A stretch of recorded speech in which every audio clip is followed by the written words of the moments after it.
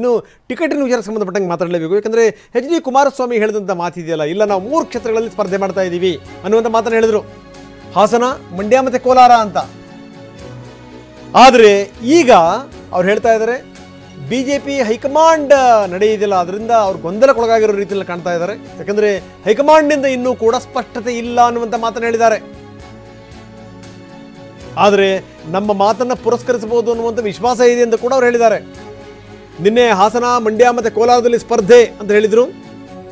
ಆದರೆ ಇವತ್ತು ಈ ಕ್ಷಣದವರೆಗೆ ಇಂತಿಷ್ಟು ಸೀಟು ಅಂತ ಹೇಳಿಲ್ಲ. ಸೀಟು ಹಂಚಿಕೆ ಬಗ್ಗೆ ಸ್ಪಷ್ಟತೆ ಇಲ್ಲ ಅಂತ ಹೇಳಿದ್ದಾರೆ ಕುಮಾರಸ್ವಾಮಿ. ನಿನ್ನೆ 3 ಕ್ಷೇತ್ರ ಅಂತ ಹೇಳಿದಂಥವರು ಈಗ ಸ್ಪಷ್ಟತೆ ಇಲ್ಲ ಅಂತ ಯಾಕೆ ಹೇಳಿದ್ದಾರೆ? ಇದೇ ಎದ್ದಿರುವಂಥ ಪ್ರಶ್ನೆ. ಈಗ ಯಾವ ಗೊಂದಲವೂ ಇಲ್ಲ. ನಾನೀಗಾಗಲೇ ಹೇಳಿದ್ದೇನೆ, 3 ಕ್ಷೇತ್ರದಲ್ಲಿ ಜನತಾದಳದ ಅಭ್ಯರ್ಥಿಗಳು ಚುನಾವಣೆ ನಿಲ್ತಾ ಇದ್ದೇವೆ. ಹಾಸನ, ಮಂಡ್ಯ ಮತ್ತೆ ಕೋಲಾರ. ಯಾವ ಗೊಂದಲವೂ ಇಲ್ಲ, ಯಾವ ಗೊಂದಲವೂ ಇಲ್ಲ. ನಾನೀಗಾಗಲೇ ಹೇಳಿದ್ದೇನೆ, 3 ಕ್ಷೇತ್ರದಲ್ಲಿ ಜನತಾದಳದ ಅಭ್ಯರ್ಥಿಗಳು ಚುನಾವಣೆ ನಿಲ್ತಾ ಇದ್ದೇವೆ. ಹಾಸನ, ಮಂಡ್ಯ ಮತ್ತೆ ಕೋಲಾರ. ಇನ್ನು ಸೀಟ್ ಹೊಂದಾಣಿಕೆಯ ವಿಷಯದಲ್ಲಿ ನಾನೇನು ನಿನ್ನೆ ಹೇಳಿದ್ದೇನೆ, ನಾವು ಪ್ರಾರಂಭಿಕ ಹಂತದಿಂದಲೂ 3 ಸ್ಥಾನಗಳನ್ನು ಕೇಳಿದ್ದೇವೆ ಅಂತಕ್ಕಂಥದ್ದು. BJPಯಿಂದ ನಮಗೆ ದೆಹಲಿ ಹೈಕಮಾಂಡ್ ಆಗಲಿ, ರಾಜ್ಯದ ಸ್ನೇಹಿತರಾಗಲಿ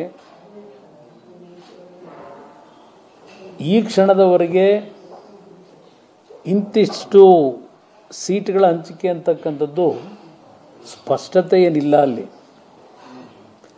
ನಾನು ಕೇಳಿರ್ತಕ್ಕಂಥದ್ದನ್ನು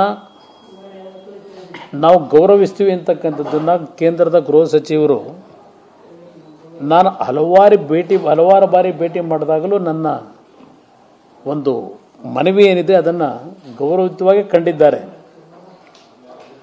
ನಾನು ನಿನ್ನೆ ದಿನ ನಿಮ್ಮ ಮುಂದೆ ವ್ಯಕ್ತಪಡಿಸಿರ್ತಕ್ಕಂಥ ಪ್ರತಿಕ್ರಿಯೆ ಏನಿದೆ,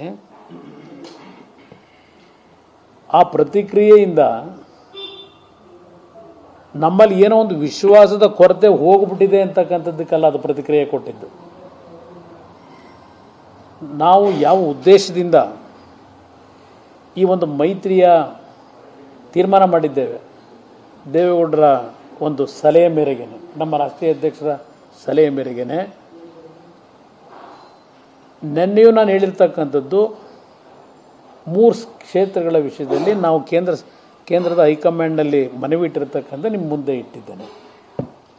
ಮಾಧ್ಯಮ ಸ್ನೇಹಿತರ ಮುಂದೆನೂ ಹೇಳಿದ್ದೆ. ನಾನು 2 ಸೀಟ್ಗೋಸ್ಕರ, ಯಾಕೆಂದರೆ ಅದು ಮಾಧ್ಯಮಗಳಲ್ಲಿ ಬಂದಿರತಕ್ಕಂಥದ್ದೇ ಪದೇ ಪದೇ, ನಾನು 2 ಸೀಟ್ಗೋಸ್ಕರವಾಗಿ ಶ್ರಮ ಹಾಕಬೇಕಂತಕ್ಕಂಥದ್ದು. ಅದರಲ್ಲಿ ಯಾವುದೇ ರೀತಿಯ ನಮ್ಮ